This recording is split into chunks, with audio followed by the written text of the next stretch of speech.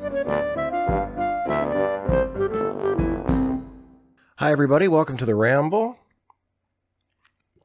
Welcome to the last Ramble, the last off Monday Ramble. Anyway, I'm sure my rambles will continue. The not actually Trek actually videos often turn into rambles of one kind or another. So, rambling will always be a part of this channel and probably a part of my life. But this is the last off Monday Ramble. As I said last time, I'm ending the series to give myself a little bit more time to work on other things and put more effort into videos that require them and, need a little bit more time and a little more energy to, for me to do right by them. So something's got to give, and it's this. It's the Off Monday Ramble. I won't be doing these anymore. And I was sitting here thinking about what I should talk to you about for the last Off Monday Ramble. It's weird doing a final episode when I know I'm going to be doing videos right after this. It's the final episode of this series, but this channel will go on and on and on. And yet it is an ending of a kind. And I feel like I should try to wrap things up. I should offer some parting thoughts, even though they're not parting thoughts, because the channel will still be here and I'll still be making videos. And I thought maybe I should talk about YouTube. This has always been the series where I've sort of spilled my guts, where I have worked without a net, where I've gone without a script most of the time, for better and for worse, usually for the worse, let's face it. And it's been the one constant in this series. The formats have changed here and there. I've done videos in this series on the webcam like I'm doing here. I've done videos with my proper camera against a backdrop. I've done videos in my truck driving from place to place and having the camera in the passenger seat and talking to it like it's a passenger. So all kinds of different formats in the Off Monday Ramble. Never quite settled on one thing. And the only constant was me blathering about whatever was on my mind, like I'm doing right now. And I thought, why don't I talk a little bit about YouTube? Now, I had an occasion just recently, just a couple weeks ago, to think about YouTube and my YouTube channel and how things have gone for me. As a lot of you know, I am an atheist, and early on in my channel, when I was first building my audience, a lot of my content centered on atheist-themed stuff, or religion or science versus religion arguments. I did a series for years called the Atheist Read series, which I just ended this year, in fact, where I would read and respond to Christian apologetics books. So my crowd for a while, and to a certain extent still is, atheists on YouTube, or atheists on the internet in general, atheists on Twitter, and atheists who have podcasts, and not just atheists, but secular people, skeptics, humanists, that sort of thing. And there is a very loud, very aggressive, very toxic section of that group. And I used to run in the same circles as some of those people. I was never really super close with any of them, but occasionally we would collaborate, or our paths would cross in a hangout, or we'd both be guests on someone else's show at the same time or something. And there was one of these folks who I haven't thought about for years, and his name came up in a Twitter thread when someone was discussing Patreon recently, finally, after many, many years, finally banning Carl Benjamin from its platform, saying you're gone, you're not going to make money with us anymore, your history, right? Which I applaud. I think it's fantastic. It's a great move. People like Carl Benjamin, who is a professional harasser of women and a professional panderer to racists and xenophobes, and just all around, just basically a professional troll and a huge piece of shit, and intolerant, abusive, harassing, toxic, just awful, as Anita Sarkeesian correctly and accurately described him, a garbage human. He's just awful. Patreon banning him from its platform is the right thing to do in every possible way, and every other social media platform where he still has a presence ought to do the same thing. He should be banned from YouTube. He should be banned from Facebook. He should be banned from Twitter again, because he's already been banned from Twitter 2 or 3 times and he keeps coming back like a bad rash. He should be persona non grata on every respectable or would-be respectable mainstream social media site. But after he was banned from Patreon, people were talking about it on Twitter, and someone brought up this other person's name in a Twitter thread as collateral damage, saying, well, sure, if you don't like Carl Benjamin and you think it's good that he gets banned or whatever, that's fine. Maybe a lot of people don't like him and he's crossed the line and done all kinds of bad things. But, when people like him get banned and his supporters walk away in protest, then other people, other innocent creators, they lose supporters too. And this other person that I've been referencing indirectly, was brought up as an example of what about so-and-so? He lost supporters too. He's not as bad as Carl Benjamin. And I thought about it, and I went to this person's Twitter and looked through some of their old stuff, and I went to their Patreon page and found an article that they had posted, like a public article, just a couple months ago, I guess, saying that, it sucks when Patreon bans people because then I lose supporters. When they banned Lauren Southern, I lost a big chunk of my support because people quit Patreon in protest. And when they banned Carl Benjamin and they banned Milo Yiannopoulos, and then Jordan Peterson and Sam Harris said, we're taking our toys and we're going home too. And a bunch of people who were supporters of theirs left as well. And I'm losing all these patrons, and it's not fair because I didn't do anything wrong. And now I'm losing income and I'm losing support because of Patreon, pulling the trigger and banning these other people, right? And I went back and checked just to be sure. And, it's funny. When they banned Lauren Southern over the summer from Patreon, I didn't lose a single supporter. My income did not take a hit in the least. And when they banned Carl Benjamin and they banned Milo Yiannopoulos, and Jordan Peterson and Sam Harris said, we're going home too, and they walked out, and all of their supporters, or a bunch of their supporters at least, said, yeah, we're quitting Patreon too, right? Didn't affect me at all. My Patreon income has gone up for the last couple of years. Not like in a straight shot, it's been a gradual sort of climb, but it's climbed steadily, for the last little while. I didn't lose anything when they banned those people just recently. Not at all. Actually, I will make this correction. I know for a fact I lost one patron as a direct result of them quitting in protest of Carl Benjamin being banned and that sort of thing. One patron, which I have since made up, and then some with new patrons. So it hasn't affected me at all. And it just makes you wonder, if a bigot, intolerant, professional harasser, professional troll being banned from a crowdfunding platform costs you money because their supporters were also your supporters. Maybe you're not such an innocent person after all, because not everybody lost support when Lauren Southern's supporters left. Not everybody lost support when Carl Benjamin's supporters left, or when Jordan Peterson's supporters left. I didn't lose a thing. And it got me to thinking how grateful I am to you all, to the audience that I have. And I've never had a huge YouTube audience. My audience now is bigger than it's ever been. My subscriber base is bigger than it's ever been. My views are higher than they've ever been. I'm doing better on my income, everything. I'm doing better on YouTube now than I've ever done before. And I owe that to you folks who are watching, whether you're patrons or whether you just watch the videos. I owe it to you. And I'm grateful for you. And I'm grateful that you are the you that you are. I'm grateful that I didn't accumulate the audience that I have, which again is not a huge audience by any stretch.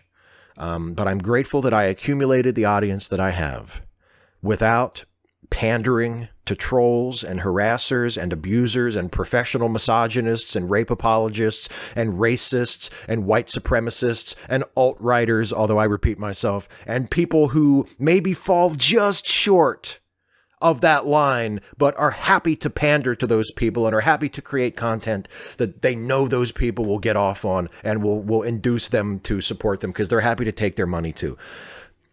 I'm glad I never did that. I'm glad I actually made a conscious decision around 2012 or so, when the atheist online community really broke apart after what was called Elevator Gate, when Rebecca Watson, one of the happy exceptions to the shitty YouTube atheist rule, created a huge schism in the community by saying that maybe dudes shouldn't hit on women who are alone in elevators in strange towns at 4 a.m.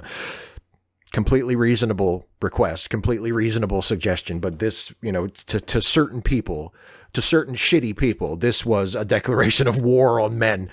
And that really split the community, and sort of everybody had their cards on the table at that point. And after that happened, I decided, I'm not one of these people. I'm not one of these anti-feminist people, and I don't want to be, and I don't want to be lumped in with them, and I don't want to make content that they're going to like, or that is going to make them feel welcome here, or make them feel like I want or need their support or their attention, because I don't. And here I sit now, several years later, not with a huge audience, certainly with a smaller audience than many of those people who did decide to chase that particular dollar. But when shitty people get their long overdue comeuppance, I don't suffer for it, because I didn't depend on those shitty people for support in the first place. I depended on you, who you must not be that shitty, because whenever the shitty people take a hit, I don't really take that much of a hit. Most of the time, I don't detect any hit at all. And I guess what I'm saying is, people will occasionally ask me, what advice do you have for people who want to start a YouTube channel? What would you say to people? And there are practical things I can say. There's practical advice like get a good enough camera, get the best camera you can afford, get the best microphone you can afford, get good lighting. Good lighting is absolutely essential. If you're going to be on camera yourself, make sure that you have at least 2-point lighting so that your face is in view and you have control over the lighting. Practical things like that, right? But on a more creative level, I would say to anybody who is thinking about doing YouTube, first of all, take the step. If it's really important to you and it's something you really want to do it. Try it out. See if you're any good at it. See if you enjoy it. And make videos about things that you are genuinely interested in.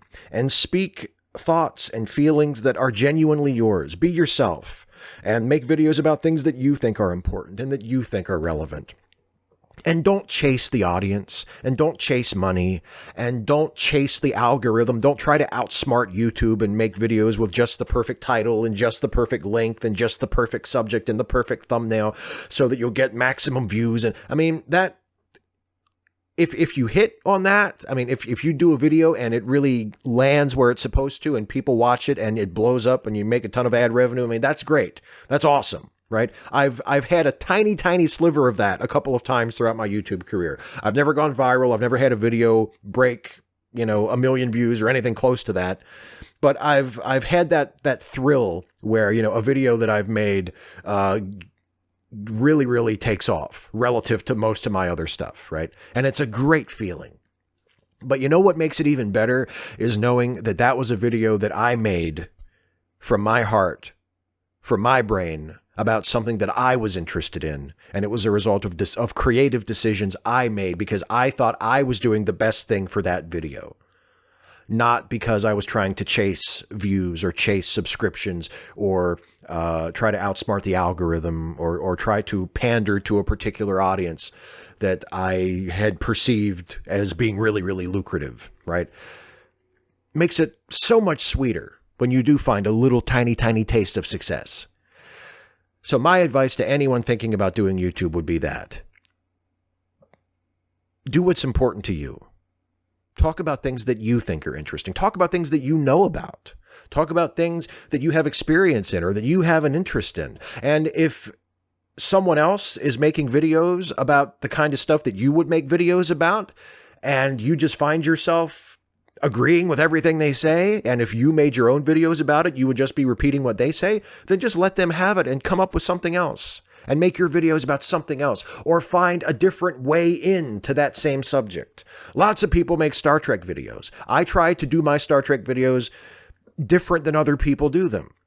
From my own idiosyncratic perspective, from my experience as a fan, from the things that I enjoy or find interesting or find odd or weird or whatever about Star Trek related stuff. You know, I try to write them in my voice, do them in my voice. And when there are jokes, I try to make them jokes that I think are funny, first and foremost, and hopefully other people will think that they're funny too. Not always, but usually, happily, people seem to think that the stuff that I think is funny, they also think it's funny. So, and with all my videos, if it's a social commentary, if it's a political commentary, if I'm talking about a movie or something that happened in history or something that happened last week in the news, it's all from my perspective. I don't have any authority.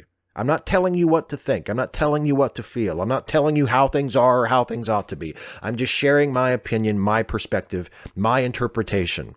Things as viewed through my eyes and interpreted and sort of sorted through my brain and my taste and my priorities. And that's what I think you should do in your own way. You should find your voice. You should find the things that you care about and do what's important to you. And don't jump on people and attack people for no reason. Don't start fights and start drama to get views. Don't be a troll. Don't be a shit starter. Don't be a shit lorder. I mean, don't do that. Be creative. Make something.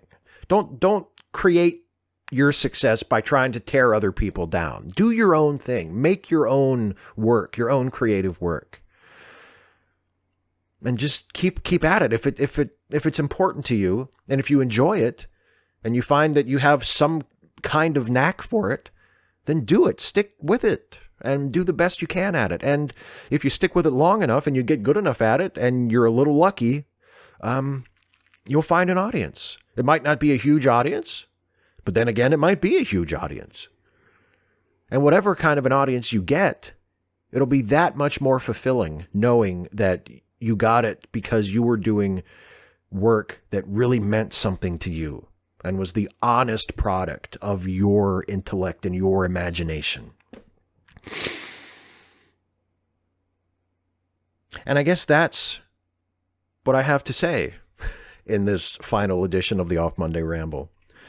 It was a ramble, which I think is appropriate. And the rambles, as I said, will continue in different forms, but that's it for this Off Monday Ramble. But I'm going to keep on rambling. And if you are a YouTuber or you're thinking about becoming a YouTuber, I would recommend that you do the same. Have a think, decide what you think is worth rambling about, or maybe even not rambling, what's worth writing about and producing a really good video about. And go for it. And be you. And don't be needlessly offensive and nasty and toxic, because that's what other people have done and accumulated huge followings. Do something good and positive. And if you speak out about politics, speak out and be a voice for people who don't have a voice. Listen to what they're saying and amplify their voices and amplify their concerns. And speak out against injustice and inequality, not in defense of it. And if you're doing videos about movies, find movies that you love. Find TV shows that you love and talk about what they do right. Or talk about what they do wrong, but show people that you can talk about things in a critical way, even in a negatively critical way, without being a sour, depressing bastard. Or without being a smug, condescending prick. There's way too much of that on the internet. There's way too much of that on YouTube. A lot of people equate film and television criticism with just being a condescending prick who thinks that they're better than whatever the creators are. They're better than whatever the product is, whatever the work is that they're critiquing. And here's why this sucks. And here's why I'm smarter than the people who made this, because I can tell all the ways that it sucks. Find a more interesting way in than that. Do yourself a favor and do your potential viewers a favor. But whatever you do, if this is something that you want to do, give it a shot. Try some things out. And don't worry if you suck at it at first. Don't worry if you suck at it for a while, as long as you're having fun and as long as you think you're getting better at it. And just keep on rambling. That's it. Happy New Year. Thanks for watching.